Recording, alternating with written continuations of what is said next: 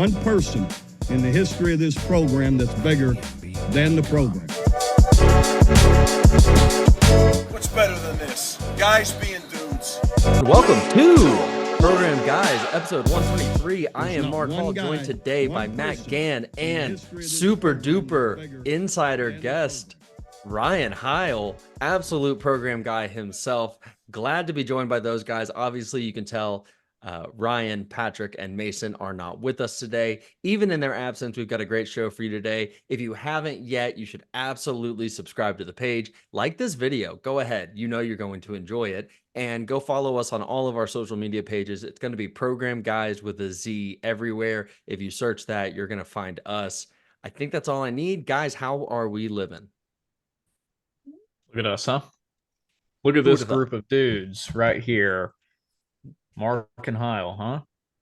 I guess everyone else doesn't like us this week. And that's okay. We're here. Yeah, what's that? We got a lot of topics to cover. It's going to be a great show. I mean, they're missing out. Joke's on them. I can't wait. Ryan, how you doing, baby? Glad to have you back. I'm doing great. It's an honor to be back. I like you guys, so I'm always here for you, ride or die. I love it. We are going to start the episode the way that we have the last several weeks of the offseason, and we're going to go with the big dog, Matt Gann. We're going to circle those WaGanns. Let's get it. Let me in, baby. Let the dogs out. Big news for WaGanns. Three main teams I want to cover so far today. First one's going to be softball as they enter the postseason. They hosted regionals in Norman, Oklahoma at Love Field. The first round they played was Cleveland State, who they beat 9-0 in 6 innings. That was a run rule. And then they turned around and played number 22 Oregon, beat them in the first round 6-3. Oregon ended up beating, I believe, the other team in the regional. And then we had a rebound game against Oregon on Saturday, which was a close one. Ended up beating them 3-2 to advance to the Super Regionals, which will be a 3-game series starting on Thursday of this week, again in Norman, hosting number 14 Florida State. We talked about this last week that I think whoever makes the softball brackets really intended for this to happen and make sure that OU and Florida State had the possibility to play. These are two powerhouse softball programs, especially in the last decade or more. So this is exactly what the softball world wanted, and it's exactly what they're going to get. Really two dominating performances by Kelly Maxwell and Nicole May, who really showed up. The defense came out to play, and the bats were good enough to get the job done through regionals. But the bats are going to have to be consistent. OU is known for really getting the runs going in the first inning. They've been the most productive team, hit, run, home run wise in the first inning. So hopefully you get a little bit more consistency throughout the game. But the pitching is coming in right at the right time. Again, they will play a very good Florida State team. Guys, any thoughts so far about OU's softball postseason run as it's just getting started here? I think I've been consistent on this, man. Even throughout all of the struggles of the year, you would still take what Oklahoma has and the coaching that they have against any other roster and any other coach in college softball. And yeah, there were some bumps along the way, but other teams would take our bumps over their most successful season most times. So I think ride the Lady Sooners the whole way through, man. Absolutely. Kyle, any thoughts? Completely agree. This team just needed to catch something. They didn't look like themselves a little bit towards the end there with the 2 series losses. But what I love is exactly what Mark just said. Every other team, this might be a historic season for them. And for us, we're like, what's wrong with them? What's going on with this team? Are they going to be okay in the postseason? And arguably we should have been the number 1 seed, and we're mad about not being it. So it's good to see them back on track. I can't wait to see them get a little tougher competition with Florida State, and the Oklahoma City's looming. I like our chances. I really do. Nothing really scares me about making it there, especially when the bats are getting hot, and that's what this team does. Patty's got the ladies going, man. It sure does. And I think this really started about a week and a half ago when they were playing in Oklahoma City Hall of Fame Stadium for the Big 12 tourney, and they really caught fire, obviously winning the tournament, but really playing fantastic on 3 different levels: offense, defense, and pitching. So really good to see, again, getting hot at the right time, but definitely a big matchup, a 3-game series. Hopefully they can win out and advance to the Women's World Series, where, again, OU just tends to play very well on what we consider to be home field advantage for others. So good luck to the women in this upcoming week. Let's move over to OU's men's golf, who also has had a lot of success so far in the postseason. I gave an update last week that they were competing in the Rancho Santa Fe Regional, and on the third to last day, or second to last day, they were behind number 1 by about 5 shots, and they ended up coming back on the last day, finished number 1 and under 3 for the regional. So taking home that trophy, add another trophy to Ryan Hibble's trophy golf case. Couple really standout individuals. Ben Lawrence is the champion of the regional overall. He finished under 8, which I think led by a couple strokes overall. Drew Goodman tied 9th at +1, and then Ryder Cowan tied 11th at +2. So they needed to make a big push on the last day. They say pressure makes diamonds, and OU's men's golf came out on top again, and they will be competing in the NCAA championships, I believe, this upcoming weekend. I forgot where it's at, but will be coming up soon. So hopefully another good postseason run by Ryan Hibble and this crew as they consider or continue to go through the postseason. Boys, any thoughts on the golf team before we move on here? Not a thing, just no Scotty Scheffler incidences. That's right. That's right. Just follow the traffic signs. And when there's a cop, maybe don't do anything. But they will be competing in the Omni La Costa Champions Course in Carlsbad, California, and that is this weekend starting Monday or May 24th, this Friday, throughout the entirety of the week. So again, it is split up between team and individual, so it's going to be a long week for the OU boys, but hopefully they can continue to play well. Let's talk about the last group. And again, I feel like just OU in general is just having such good postseason success. But I want to talk a little bit about baseball, who's currently ranked number 8 overall. They beat Cincy 2 out of the 3 in the last Big 12 series of the year. Won the first 2 games 14-6, 12-8 before losing the last game 10-6. They are the number 1 overall seed in the Big 12 tournament coming up this weekend, and they will play the lowest seed winner of number 9 TCU versus number 4 West Virginia, or number 7 KU versus number 6 K-State. So brought on the right guy for this. I keep mentioning him. We finally got him on the podcast. Ryan, give us a little bit more insight to where this OU team started and really up to this point, because you even talked about this was a little bit of a slow start, but man, they've been playing awfully well. Yeah, I mean, when we went, the 3 of us actually, when we went to the game at Dallas Baptist, our biggest takeaways were the pitching just needs to come around a little bit. And this was early in the season, and we just were talking, this team's got popped. They put up 7 runs in an absolute slugfest in Dallas. There was something about it that everyone we talked to just walked away being like, this team could be something. Could be. Well, trust and Skip. That's what you do. You trust and Skip. He got everybody going. The pitching has been great. The bats, like we talked about, stayed hot. And what I love the most is these guys can do it home and away. I had to write down some stats here. Obviously, they finished 34-18 on the season, 23-7 in the conference, winning the conference regular season title, going for it at Globe Life, obviously, this weekend. But here's the one I loved, 14-5 away. That's getting it done on the road. And that's a really important stat to look at when we really thought this was going to be a young team with a lot of guys that just, needed to step up, get some reps, get some at-bats, get some innings. And that's what I loved most about what Skip did during the season. We saw them on a Tuesday. We've talked about Tuesday games. Skip likes to experiment. He likes to get guys time. The weekends, though, they hammered down. And it is so nice to see the momentum that they took from the beginning all the way through the season. It's hard to make those runs. It's incredibly difficult. And this is a good baseball conference. It's not the SEC, which we'll talk about later, but this is a good baseball conference. And they found some momentum and they kept it rolling. And that's the important factor. Momentum in baseball is super important, and Skip and the boys found a way to make that work all season long, led them to the regular season title, and couldn't be more proud for them. Couple things just to jump into with them. All Big 12 honors. You ready for this? Honorable mention, 6 guys.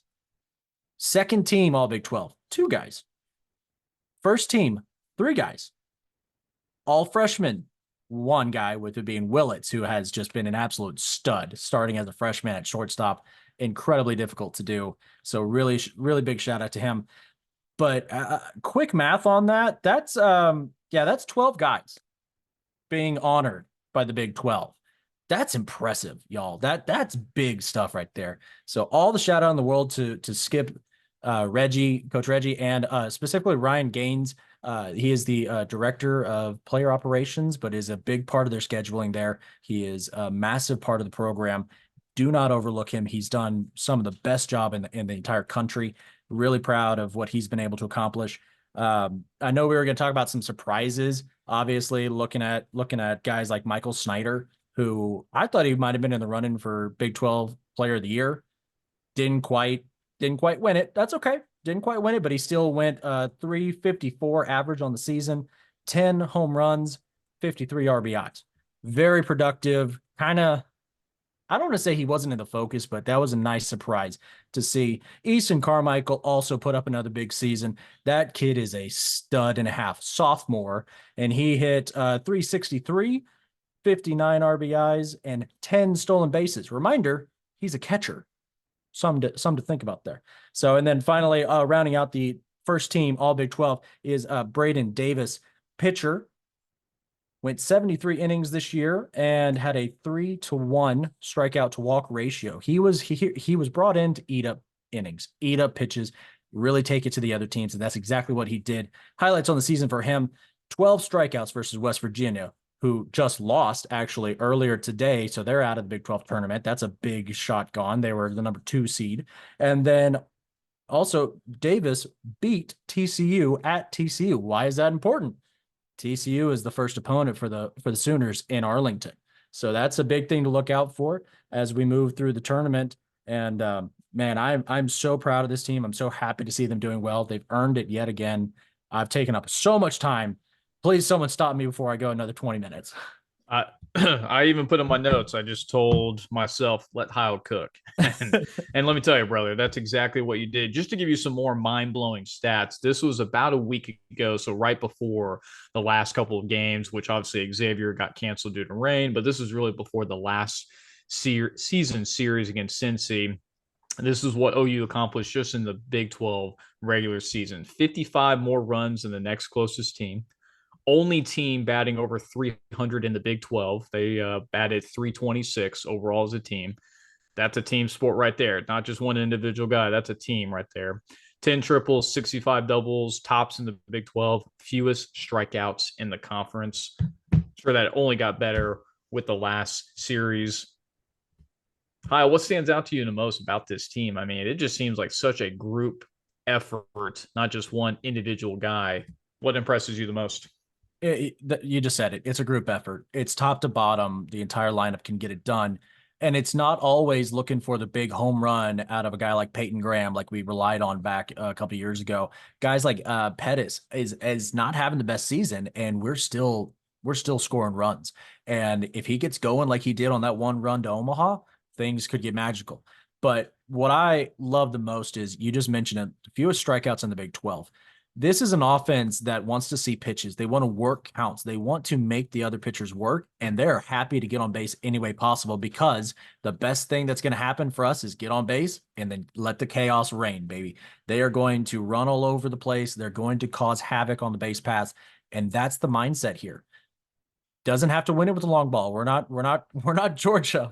We're not competing with 36 home runs, I think he's up to now, from one guy.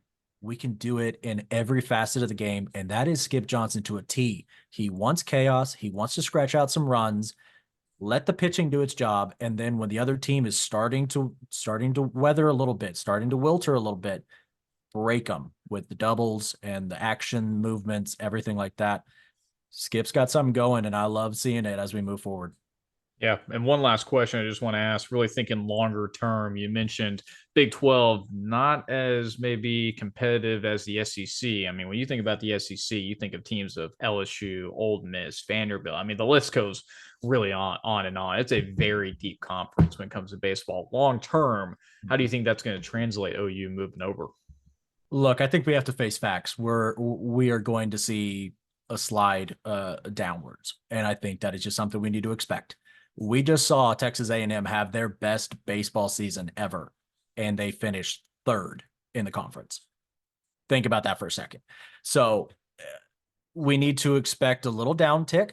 At the same time, I see us being able to fight back and compete. This is what Skip does. He finds the diamonds in the rough. He finds the transfers and has them work a position in a role that they're comfortable in that'll work.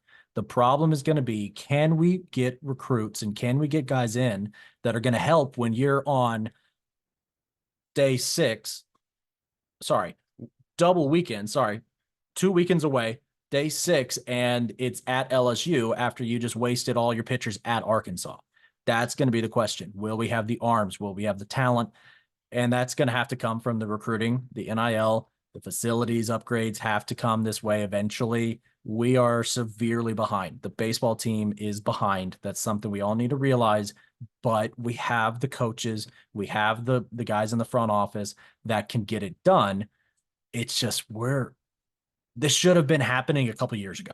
Let's be honest here. This should not be a problem moving into the SEC. We should be in the battles for the recruits. We should be doing exactly what football's doing, but unfortunately, we're not. So when we see the top 5 teams in the country right now, and 4 of them are SEC, we have to just be ready that may not be us for a little bit.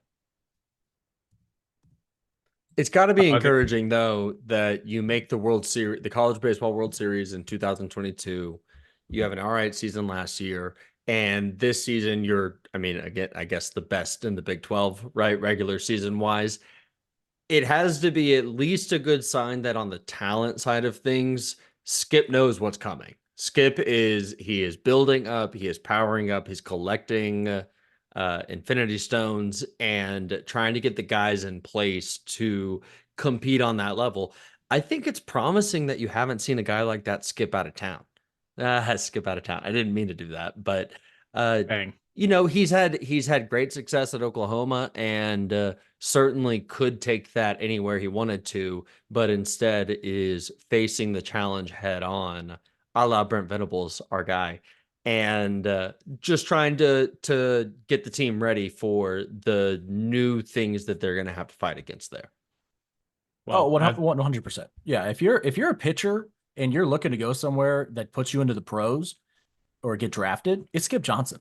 He is going to find a way to make you work. And even if you're 5'9" and throw under 95 miles an hour, most SEC schools aren't going to look at you. Skip sees a guy that could eat up some innings in the 7th and 8th inning. That's the difference there. And that's what Skip is so good at. I mean, I'm sure we're going to talk about, some of the things that he's capable of doing with certain incoming freshmen, but that's the guy you want to play for. And I think recruits are going to see that. He's not losing massive recruits out of the portal. He's developing and he's pushing to move on and hey, go to the draft, go play some big ball. And that's the nice thing to see. It's becoming that factory. And when we get to the SEC, that's what every one of their teams are. I mean, this year alone, LSU, Florida, and Vanderbilt all might miss the tournament. They might miss a regional. And they are the blue bloods of blue bloods. That's how good the SEC is. Kentucky has bounced up out of nowhere to grab a co-championship, to be co-champions of the regular season. Tennessee they don't want to look at you if you don't throw 100 miles an hour. I mean, it is hammer on hammer on hammer. But I Skip's the guy to do it. Skip's the guy to get us there. I genuinely believe that. I truly do. I think he could just use a little bit of support. Absolutely. And Skip, we trust. Boys, I don't know if this is what reminded me, but I felt like just like the last 5 minutes or so, I felt like me and Mark were Michael Wilbon and Tony Kotenheiser on Pardon the Interruption, having a special guest on for the last 5 minutes. So, Hile, appreciate the insights there. I'll wrap up one more thing for OU's baseball. coming in as number 7, the Baseball Americans' latest projections, where they would host Dallas Baptist. Again, it looks like they just keep following us around. Georgia Tech and Arkansas Little Rock, where again, just about a week and a half ago, we were sitting at 12. Now we've moved up all the way up to 7. So very impressive, and can only improve potentially from the Big 12 tourney. As Hile mentioned, we will play TCU in our first round matchup as we continue the postseason. So Hile, appreciate the insight information on that. Guys, that wraps up Circle the WaGanns. Mark, what do you got for us?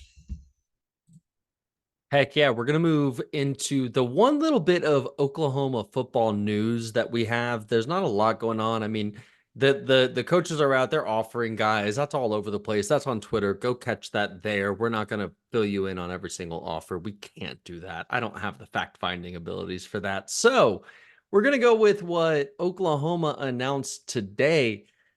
Sort of a cool little 100th year anniversary for the stadium itself, for Owen Field at Gaylord Family Oklahoma Memorial Stadium. I think it's just the Owen Field part. I'm not really sure. It doesn't really matter what's being commemorated. What matters is what they're doing for it. So for each of the home games, they are going to commemorate what they're calling either another era or some sort of special theme, I guess. Yep. Mm-hmm. Yeah, for each of the games. And I'll just run through them real fast, and maybe we can all pick one and talk about it and do our thing how we do. For the Temple game, that's the first game of the year. We're going to be commemorating the Barry Switzer era. That's going to be a lot of fun. Houston, the Bud Wilkinson era. Tulane, the Benny Owen era. Against Tennessee, the first SEC opponent at home, record performances. So I'm thinking like Samaje Perine. We're going to see plenty of that, right? South Carolina, Sooner magic moments.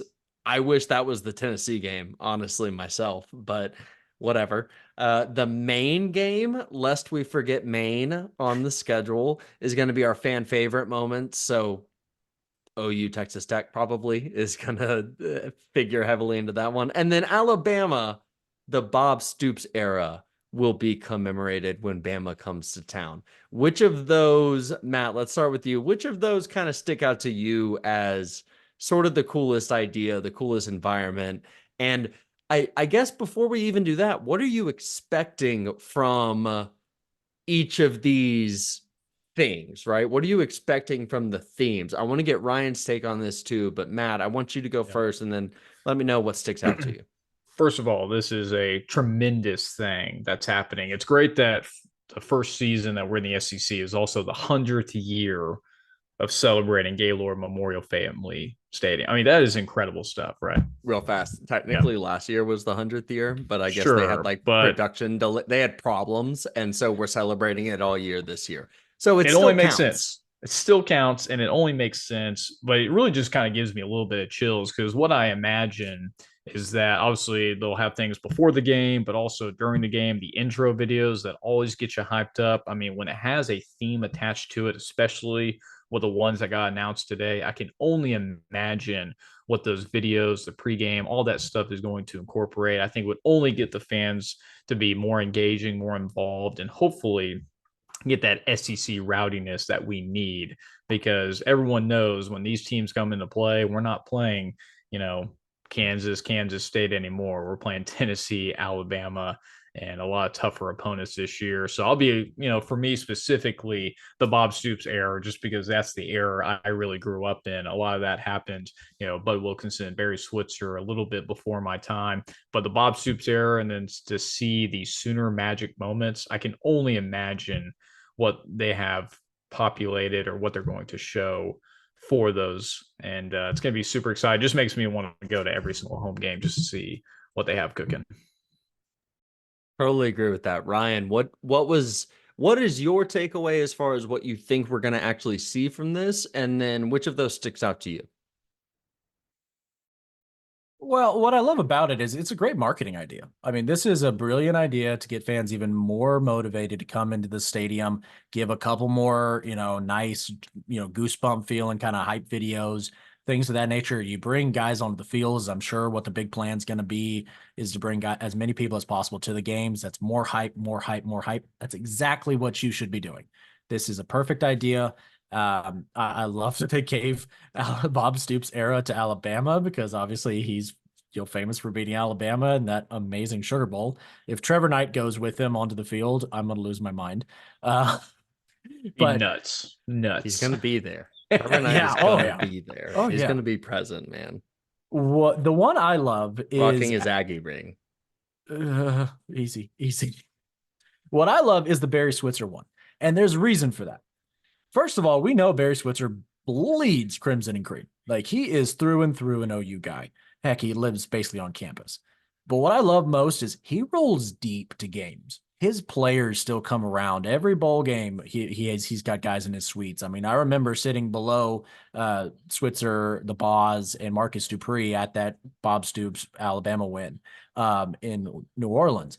So I really think it could be cool to see how many guys roll out for Barry Switzer, and they're all going to be legends that people are going to lose their minds for. I mean, that's going to be probably where we see most of the legends from the past come into play, and it's the first game of the year. Like, that is hype. That's excitement. He's probably one of the biggest OU fans that we have. He also just was one of the best coaches we've ever had, and you give him game one. That starts the bar here. Everyone else got to get to that bar. I'm here for it, and it's Temple, so why not? Mark, same question to you. What are your thoughts? So I think we're mostly just going to get really hype pre-game videos. I don't know how much else there is to do, is sort of my maybe contrarian take there. I'm not sure what you can do. I'm sure that during commercial breaks, we'll get extra videos, but it's going to be highlights, right? I think it'll be largely highlights. I did see speculation out there today that for some of the oldest days, so you're looking at the Benny Owen, maybe even the Bud Wilkinson era, possibly a throwback jersey. There was a jersey seen at a Dick's in Oklahoma that is fueling a lot of this speculation, because it's unlike any Oklahoma jersey you've seen before, but it's got the Jordan on it. So there's something maybe happening there. Something cooking? Yeah, something cooking, and that takes the immediate first place spot if you've got a throwback in there, that no matter what, right? Past that, I am excited for the Houston game, for the Bud Wilkinson era, because every offensive highlight is going to come out of the split tee, and that's pure football, baby. That is everything football ought to be. I want to get hyped up to a fullback taking a handoff and just jutting up the middle for 30 yards before someone faster than him catches him. I want to see that faked handoff and then the pitch. Oh man, that's football. Paul Johnson's one of my favorite coaches of all times. That is what I want to see, and I will be the most hype guy in the stands. So I also think Bob Stoops 3-0 against Alabama. That's going to be a fun one to end the year on. I think that we are going to love that. There's a certain incredibly successful coach that did not get his name in this list. Instead, we went with record performances, Sooner magic moments, and fan favorite moments. I think that was a good call. So that's where I land on it, guys. I think that the Bud Wilkinson era is going to be a lot of fun for the pregame stuff involved in it, and I think that they've done a lot of cool, fun stuff with each of these, or there's a lot of cool, fun ideas to pull, at least, with each of these. We'll see how they execute. Any final thoughts on the recent OU football announcement? I love what you just said there, running the split tee maybe for the first play of the game. If they run the wishbone with Jackson Arnold first play of the season, please, I need it. That's the Jack offense right there. That's right. That is the Jack offense. That's what we need. Just line them up in the Jack offense and bust up the middle. You know what I mean? That's right. Matt, any thoughts? My final thoughts, I think it brings a little bit of, kind of re-energizes the program. OU has always been a very traditional OU football or like football program in the sense of not a lot of changes, not with the jersey or just how we do things, which is totally fine. But I think this will be a little bit different because they can probably do a lot, to Hile's point, a lot of marketing stuff up to the game. Hopefully they do stuff days before that leads up to it, gives us a little bit insight of what all the pregame activities are going to be along with the intro videos. I think it will really just kind of rejuvenize kind of a little bit of a dormant program that's just kind of stayed the same. Not in a bad way, but just needs something to do a little bit something different with the marketing scheme. So I really like what they're doing, and I'm glad they've made this announcement today. For those folks who don't know who Benny Owens is, because I had to look it up, I knew he was a football coach, but really had no, prior information to that. He was the longest tenured OU coach for 22 years, where he began coaching in 1905. He also coached the OU baseball and basketball teams as well. His overall record was 122, 54, and 16, when they still did ties. Who would have thought back in the early 1900s?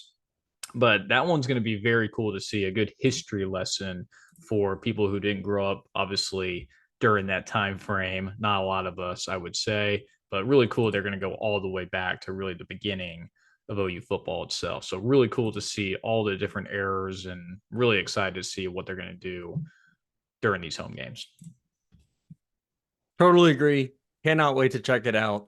To sort of wrap up our OU football piece of this, we wanted to get Hile's thoughts on some of the topics that we've already discussed a little bit, but you know what? New conversations are always good. So, Ryan, I want to get your thoughts on who you think from the freshman class, the upcoming class of 2024, you expect to have the greatest impact on the OU football team on the field in 2024 going into the SEC. Ryan, take it away, baby.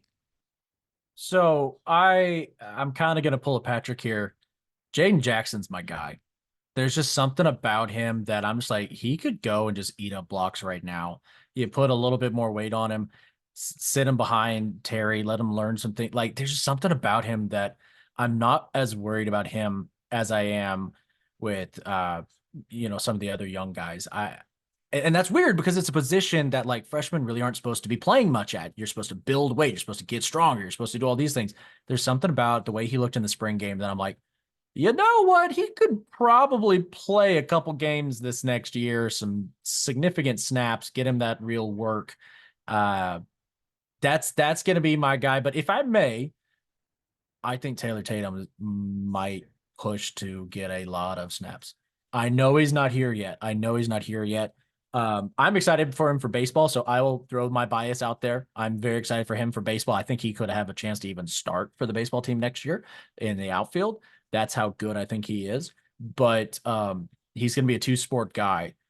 And, man, after seeing what he was able to do in track this spring, I want to see him on the field.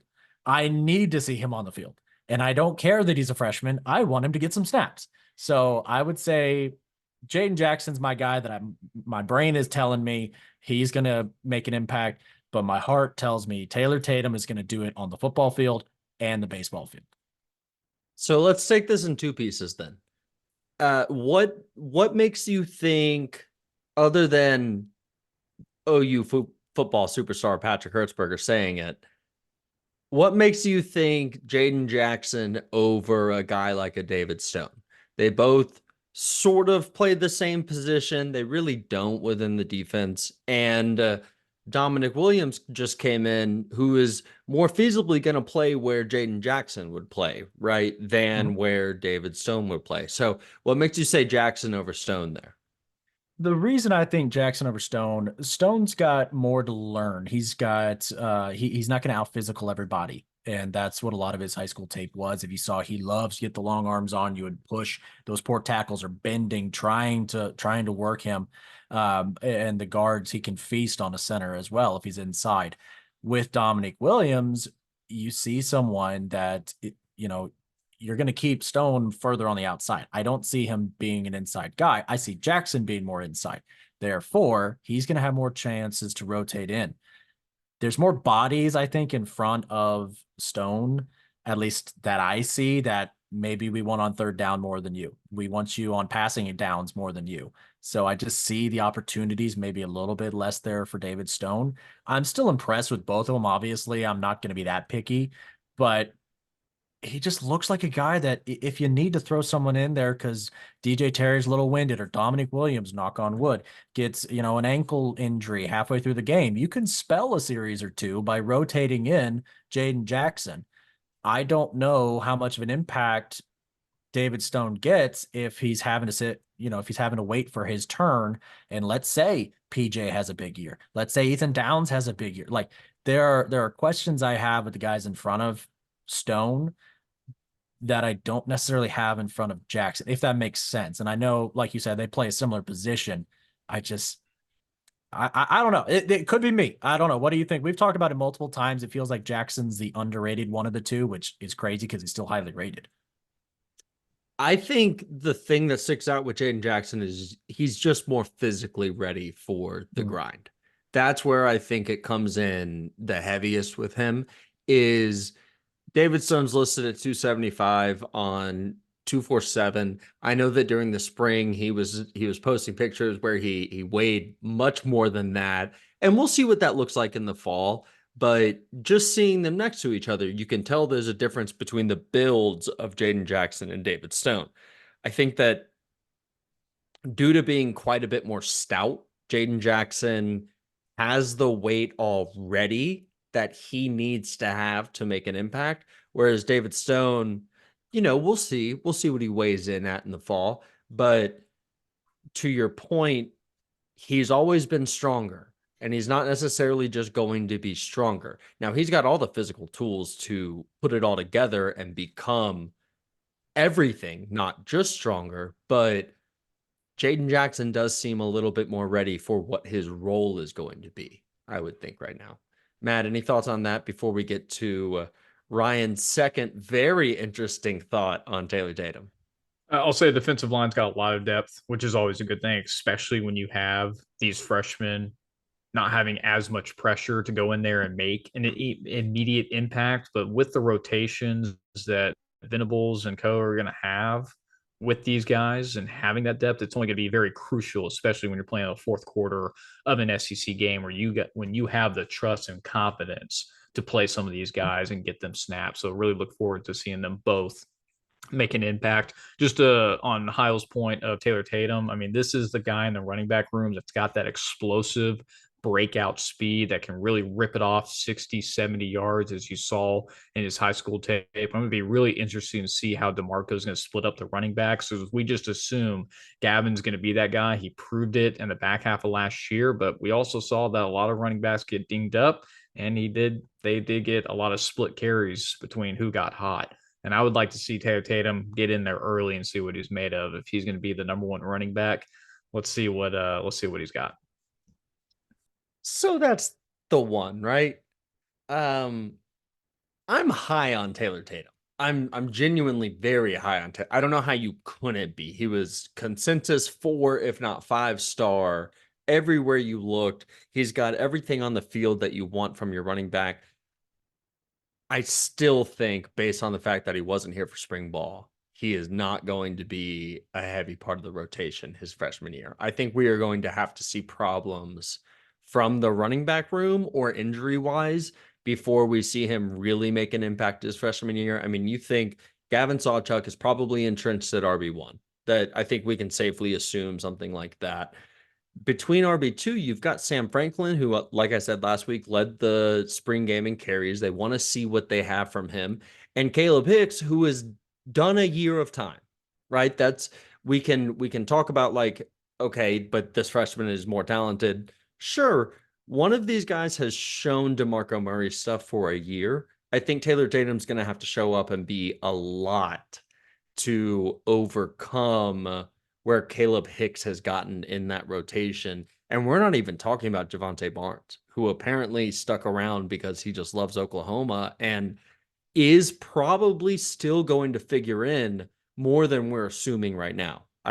A guy like that doesn't stick around if he thinks there are no carries on the back end. So I don't have any doubts in the kind of talent that Taylor Tatum brings to the room. It's really more of a statement on the makeup of the room itself, which I think is in a good place. And Taylor Tatum's not someone like fellow 24 back Xavier Robinson, who's going to steal certain carries, right? 3rd and short, 4th and short, red zone, touchdown, goal to go kind of carries. That's where you might bring a specialty player like Xavier Robinson in. I don't see the same thing happening with Taylor Tatum unless he's just transcendent in fall ball, which is always the hope, right? That the freshman comes in and is incredible. So I guess that's all my thoughts. Ryan, do you want to round us out with that one? And then I can ask you our next thing. We talked a lot before you got to get back in there. No. I think you made some great points. Obviously, what I see in Taylor Tatum is a lot of skill set that we have in the room already, but he might do it better than others. The one thing that we know about DeMarco Murray, he loves seeing the effort on the practice field and he values experience. But I got to say, guys, the schedule, when I look at it, I'm seeing multiple games where you run a Sam Franklin, Taylor Tatum with, of course, your Xavier Robinson in the goal to go situations. I think you could run them. Give Sacha, give Caleb Hicks, give them a break. Let these guys run the game, and see how they do. Now, to that point, Mark, Matt, do y'all, let's just say hypothetically, because I'm pretty sure we know Taylor Tatum's faster than Gavin and Hicks, I believe. What if he comes out and he is that elusive and he is that explosive? Like, does someone potentially go to DeMarco and be like, hey, your experience thing is cool, but this Tatum guy's a dude, and we might need to look at him in an SEC game, not just throw him out there against Maine or Temple. You know what I'm saying? For sure. And I think that those opportunities are going to come his way. I think that that's one thing where, again, I think he's going to have to be more transcendent than these other guys. The speed is one thing. How well can you run the football with that speed? Because that's something that we've seen Gavin really kind of find his footing towards the end of last season, right? He became that guy from the Florida State game last year, 2 years ago, for the last 3 games of last season. And you hope that that continues, right? Taylor Tatum is going to have to adapt to a new speed of football. And he didn't get a spring ball. So again, it's not impossible. I just find it unlikely against these other, core of backs that have done the thing already. I'm trying to find that exact speed question because I'm very interested in it, but I'm not sure they ran the same things. So it's hard to tell. And that's fair. And I only bring up that point. When I look at the freshmen coming in on the offensive side, look, my hot take of the year is going to be Eugene Brooks is going to be starting at guard towards the end of the year. That's a hot take. That's not what my heart and my head says is possible. So that's why I say Taylor Tatum. I think he can be that special. And of course, again, I'm biased because he plays baseball and he's going to be a two-way guy that is going to be really fun to watch. If y'all thought Kyler was fun to watch, get ready for Taylor Tatum. He's got a very similar game, and he's going to be very fun to watch because he's going to be here from day one with Skip. That's going to be a difference there. Kyler took a couple of years off because he went to A&M, didn't play ball there. Then he came to OU. So that's going to be fun. Man, Kyler took several years of baseball off and came in and still was drafted 9th overall by the A's. We will not see another athlete like that for a good long while. Ryan, while we have you, next question up, man. Who do you think from the transfer class is going to be the biggest impact player? We talked about this last week. We all had different answers, so wanted to get your thoughts on that one as well. That's a great question. I'm torn. I'll be honest with you. I'm very torn. This has been a weird offseason for me because, I look at things from an offensive line perspective, and until Caden Green left, we were kind of told that we're ready for the SEC. Then Caden Green leaves and all hell breaks loose. My immediate question was, well, what was it that caused the guys you had penciled in to perform in the SEC all of a sudden get taken off the board because Caden Green leaves? You know what I'm saying? There wasn't a panic about the O-line, and then all of a sudden Green leaves. That's 1 out of 5 guys, and we're panicking for transfer guys. That's been the weird part for me. I know we just picked up the center. His name is escaping me right now at the moment. We picked him up. We've got a couple tackles. I'd love to see if there's still a couple other options out there. I'm still confused by the whole process. I don't know where we went from being reasonably comfortable to absolute panic, bring in any guy that's willing to play a position and deal with BB. That being said, it's Burks, excuse me, Burks. My apologies. It's Burks. Uh, that is electric out of him. And my favorite part, and I think, Mark, it was you that reminded me, Andrell Anthony is going to be hopefully back. So those guys on the field at the same time, plus Nick Anderson, I'm so excited for that. But I look at that guy; he looks sure-handed. That's the thing to me. I don't know about you guys. He feels sure-handed, and that's what Drake Stoops felt for many years for different quarterbacks. But I feel like we're looking for a guy that's a sure-handed, get a couple yards, Jackson Arnold comfort throw kind of situation. And that's what he feels like. And he's only been here for a couple months. I'm here for that. It's going to be really interesting to see because it's a new starting quarterback, right? Jackson Arnold doesn't have the same rapport with Andrell Anthony that Dylan Gabriel very evidently had at the beginning of last season. Wonder if he just starts to look Dion's way anytime he's a little unsure about something, right? That goes back to he said he wants to come in and be Drake Stoops for the offense. Is he able to get open like Drake Stoops? I know that they're going to use them in different ways. You can tell from the spring game. We're sending Deion Burks down the field. But if he's not going down the field, is he able to get open as reliably as Drake Stoops did? That's going to be the question, I think, there. Matt, what do you think? I was an offensive line guy. That's where it starts. I have all the faith in the world in the wide receiver and running back that they'll figure out the rotations, the routes, all of that. It's really just going to come down to the offensive line giving enough time to Jackson Arnold to go through his reads and to open up holes for the running back room. So it's just going to start in the interior, and we're going to see how it goes from there. Losing Caden Green and a guy that's going to be a top tackle, that does make a big difference. Should shake up the entire line. That's what it has done, but I had some confidence from the spring game of some guys getting out there and playing very well. So I think Bill Benaw will figure out the rotation like he always does. Try some different things the first couple of weeks, and then hopefully solidify a line before the first SEC home game. All right, Ryan, we are running out of time, so I want to do this quickly. Give me one sentence to encapsulate your feelings on Oklahoma as it stands now going into the SEC. Ready for certain sports, years behind in others. All right, talking just football. I think we're ready. We're ready. We're going to be fine. Wonderful. Wonderful. Which parts of the roster give you the most confidence? Just real quick. It's obvious. It's got to be that wide receiver core and just the skill position guys on the offensive side of the ball. No question about that in my mind. Matt's right. If they have time, that's going to be fun to watch verticals, and it's going to be fun to watch downfield. I trust that 100%. BB's got some work to do. Totally agree. Totally agree. Moving on real fast, we're going to leave OU football. We've got a short little thing here. I want to check in with Matt Gann. He is our resident Thunder fan. It's not to be mean. It is entirely just to check in. I actually think we've talked about it a little bit. I think the future for the Thunder is incredibly bright. I mean, you've got 13 first-round picks that you can trade. That's an unbelievable number. Most teams come into it with like 2 or 3. That's it. So what do you think coming off of the epic, maybe infamous loss of the Thunder against the Dallas Mavericks?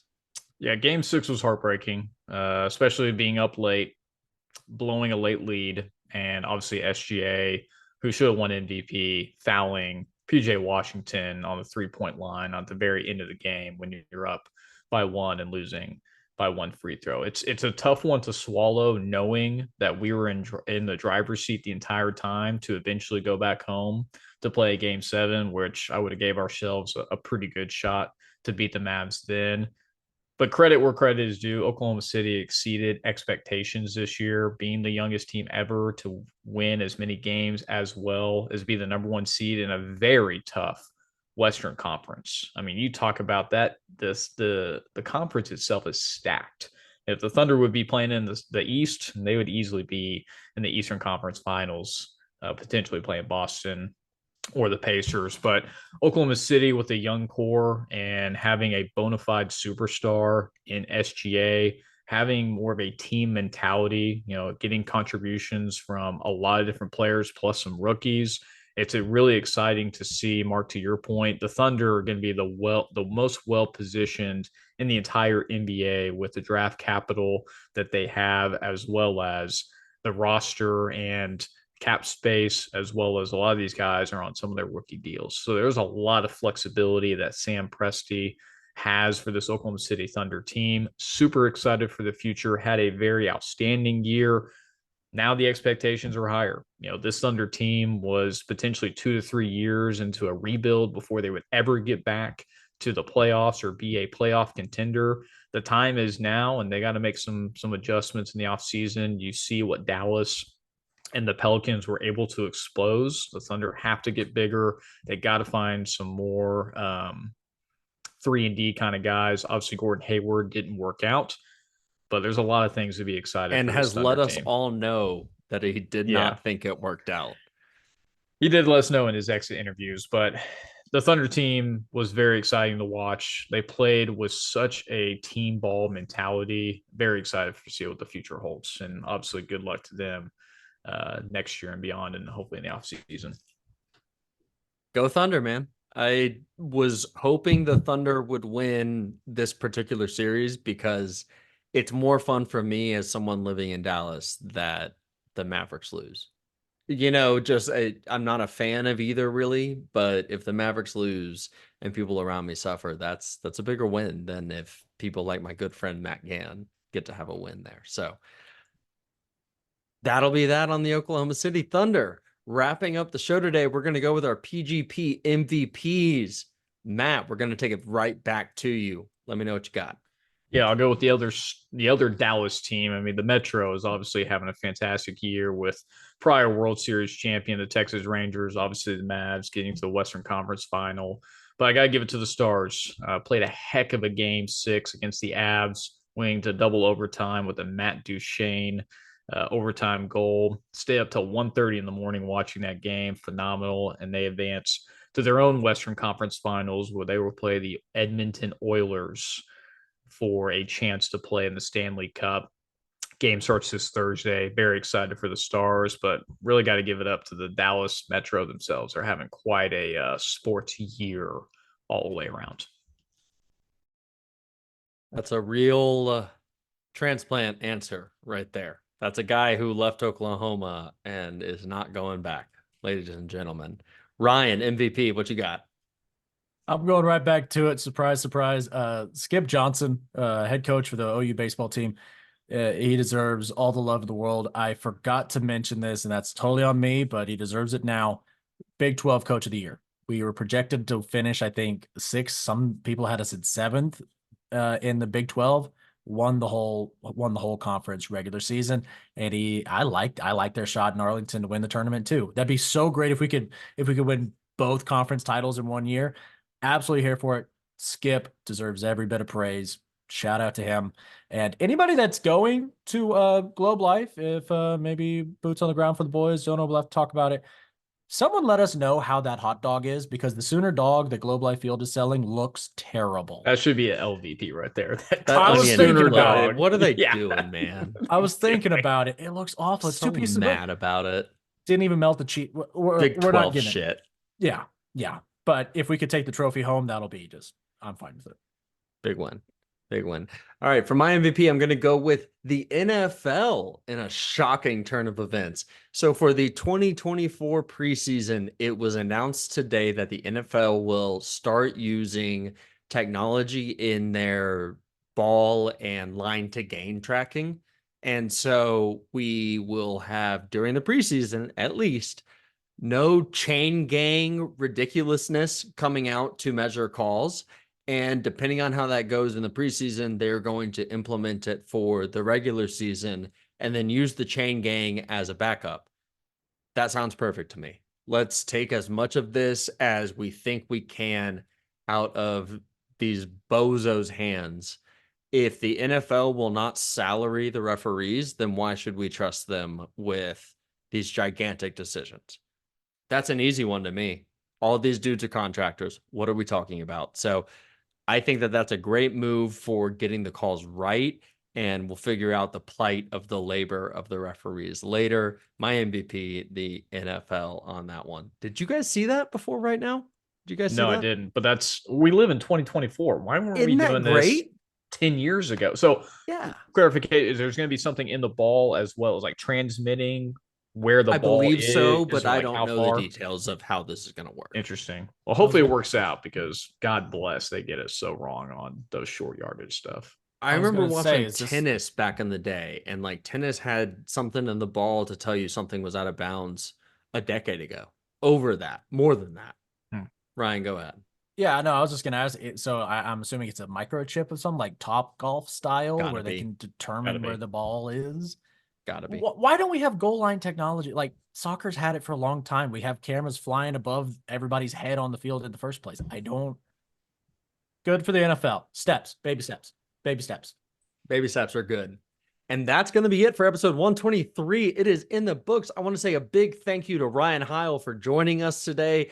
I am Mark Hall. Matt Gann joined us as well. Nothing from Patrick, Ryan, or Mason, but we will see them again next week, I am sure. Go follow us on all of our social media. That's Program Guyz with a Z. You know where you can find us. And like and subscribe to this video, this channel. It's the only way we grow. And I guess that's all we got. Ryan Hile, take us out. Keep pushing it, baby. There's not one guy, one person in the history of this program that's bigger than the program. What's better than this? Guys being dudes.